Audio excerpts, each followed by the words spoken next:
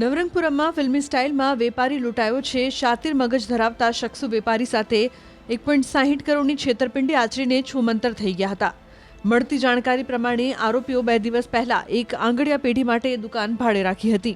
ત્યારબાદ CG road ઉપર આવેલ લક્ષ્મી જ્વેલર્સથી સંપર્ક કરીને મોટી માત્રામાં ગોલ્ડ જોઈએ છે તેમ કીધું હતું।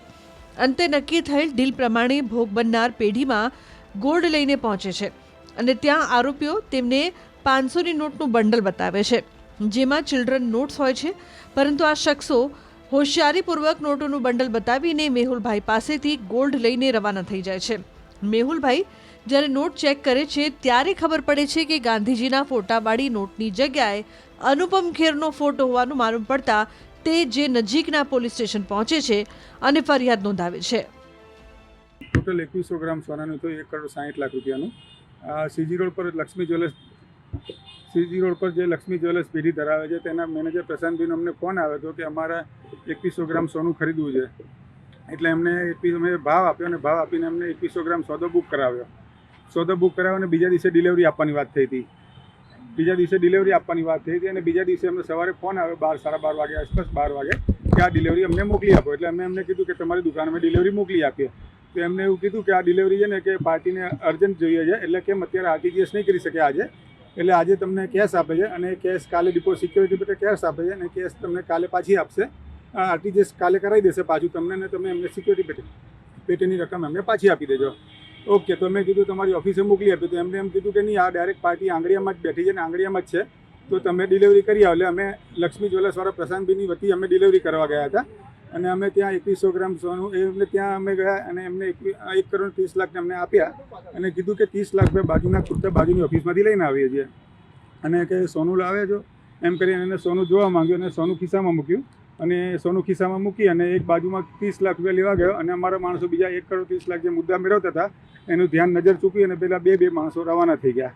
મેહુલભાઈને લાંબા સમયથી બંને વચ્ચે વેપાર ધંધો હોય, તેથી આ પ્રશાંતભાઈની વાતચીત ઉપર ધ્યાને રાખીને એમની ઓફિસમાં કામ કરતા 2 કર્મચારી ભાર્ગવ પટેલ અને બીજા જોશી છે ભરતભાઈ જોશી, બંને આ 2100 ગ્રામ સોનું લઈ અને નક્કી થયા મુજબ આંગળીયા પેઢી Kantilal Madanbhai and company CG road ઉપર જે લોકેશન આપેલું હતું ત્યાં ડિલિવરી આપવા માટે આવેલા અને ત્યાં આંગળીયા પેઢી ઉપર આ ડિલિવરી માટે વાતચીત કરતા ત્યાં સ્થળ ઉપર જ્યારે ગયેલા ત્યારે કુલ 3 ઇસમો હાજર હતા। એક આંગળીયા પેઢી વાળો જે કાઉન્ટર ઉપર બેઠેલા હતા, બીજા એક સરદારજીનો વેશ ધારણ કરેલા હતા અને ત્રીજો જે કાઉન્ટિંગ મશીનનું લઈ અને ત્યાં બહાર બેઠેલા હતા।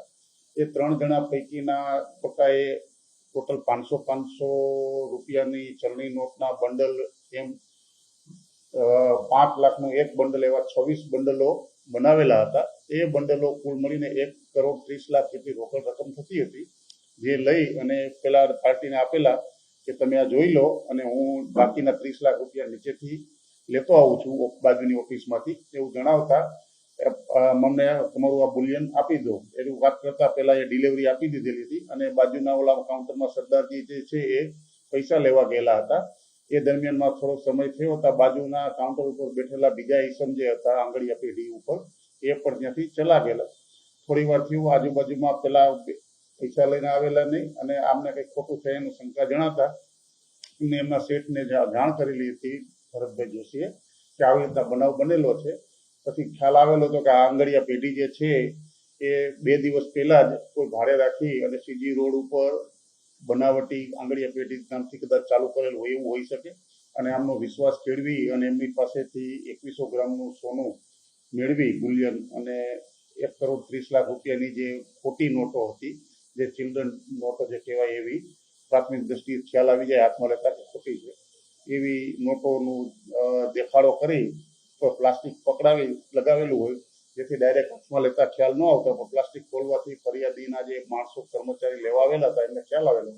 એટલે આ તાત્કાલિક પોલીસ સ્ટેશન એમને આ બનાવ બની ગયો અને શેઠને વાત કરી। શેઠે પછી પોલીસ સ્ટેશને ગઈકાલે આવી અને આખા બનાવના ઘટનાક્રમ અંગેની હકીકત જાહેર કરતા તેમના જણાવ્યા મુજબની નવરંગપુરા પોલીસ સ્ટેશનમાં છેતરપિંડી અંગેનો ગુનો દાખલ કરેલો છે અને આ કર્મચારીને એમને વિશ્વાસમાં લઈ અને છેતરપિંડી કરેલો હોય એટલે બીએનએસના નવા કાયદા મુજબ 118 મુજબનો ગુનો દાખલ કરી અને તેમના વિરુદ્ધ કાયદેસરની કાર્યવાહી કરેલી છે।